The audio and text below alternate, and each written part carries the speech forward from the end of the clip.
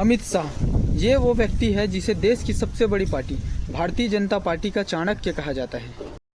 और ये बात शायद ही किसी को पता होगा कि राजनीति के चाणक्य कहे जाने वाले अमित शाह एक वक्त ऐसा भी था जब उन्हें सोहराबुद्दीन एनकाउंटर केस में गिरफ्तार किया गया था। Amit Shah was involved in the plot to kill Tulsi Prajapati, the main witness in the Sohrabuddin encounter case. CBI पीछे पड़ी थी और कोर्ट ने उन्हें बाहर रहने का आदेश दिया और उनका राजनीतिक करियर लगभग खत्म होने ही वाला था। और इन सब के कुछ सालों बाद ही वही आदमी देश की सबसे बड़ी पार्टी भारतीय जनता पार्टी का राष्ट्रीय अध्यक्ष बनता है। फिर इसके बाद अमित शाह बनते हैं देश का होम मिनिस्टर और लोग उन्हें कहने लगे राजनीति का चाणक्य। लेकिन सवाल ये उठता है कि अमित शाह क्या सच में राजनीति के सबसे बड़े दिग्गज हैं?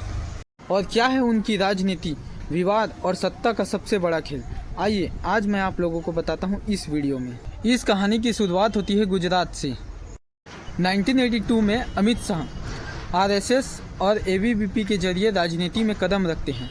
उस वक्त उनकी उम्र थी 18 साल और उसी वक्त उनकी मुलाकात होती है एक ऐसे व्यक्ति से जो आगे चलकर भारत का प्रधानमंत्री बनने वाला था। नाम नरेंद्र दामोदर दास मोदी। मोदी रणनीति बनाते थे और अमित शाह उन्हें अमल करने का तरीका।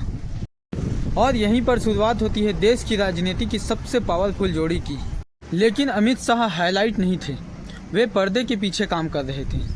चुनाव कैसा जीता जाए, कौन से राज्य में कौन सा नेता सबसे ज़्यादा पावरफुल है और किसकी सरकार इस साल गिरने वाली है, वे राजनीति के गणित समझ रहे थे। और उन्होंने पॉलिटिक्स को आइडियोलॉजी नहीं बल्कि एक स्ट्रेटजी की तरह समझा। लेकिन कहानी पलटती है साल 2010 में। अमित शाह को सीबीआई ने अरेस्ट किया सोहराबुद्दीन एनकाउंटर केस में और मीडिया में ये बात पूरी तरीके से फैल गई। उसके बाद कोर्ट ने अमित शाह को गुजरात से बाहर रहने का आदेश दिया। जिस व्यक्ति को बीजेपी का राइजिंग स्ट्रेटेजिस्ट माना जाता था वो व्यक्ति अचानक से ही पॉलिटिकल एग्जाइल में चला जाता है। लेकिन कहानी अभी कहाँ ख़त्म होने वाली थी। अमित शाह ने सभी आरोपों को राजनीतिक साजिश बताया और उन्हें कोर्ट से राहत मिला। जब लोगों ने ये मान लिया कि अमित शाह का अब राजनीतिक करियर खत्म होने वाला है तो वे साइलेंटली तैयारी करने में लगे थे।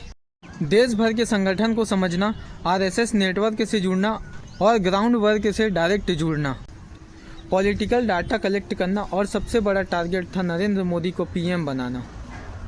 और 2013 में नरेंद्र मोदी ने एक फैसला लिया जिसने भारत की राजनीति को पूरा पलट के रख दिया और मोदी ने पूरा उत्तर प्रदेश अमित शाह को दे दिया।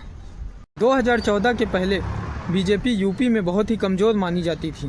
अमित शाह ने चुनाव को एक अलग तरीके से देखा। उन्होंने छोटे छोटे सोशल ग्रुप को टारगेट किया और ग्राउंड नेटवर्क को एक्टिवेट किया और 2014 चुनाव के नतीजे आए। 80 में से 71 सीट बीजेपी के खाते में गए। विपक्ष शौक में पड़ गए कि ये कैसे हुआ और यहीं से बीजेपी को मिला उनका चाणक्य। और 2014 के बाद अमित शाह बीजेपी के राष्ट्रीय अध्यक्ष बनते हैं और इसके कुछ सालों में ही बीजेपी हरियाणा, महाराष्ट्र, उत्तर प्रदेश में एक के बाद एक चुनावों में मजबूत होते गई। और 2019 में मोदी फिर से प्रधानमंत्री बनते हैं और अमित शाह बनते हैं होम मिनिस्टर।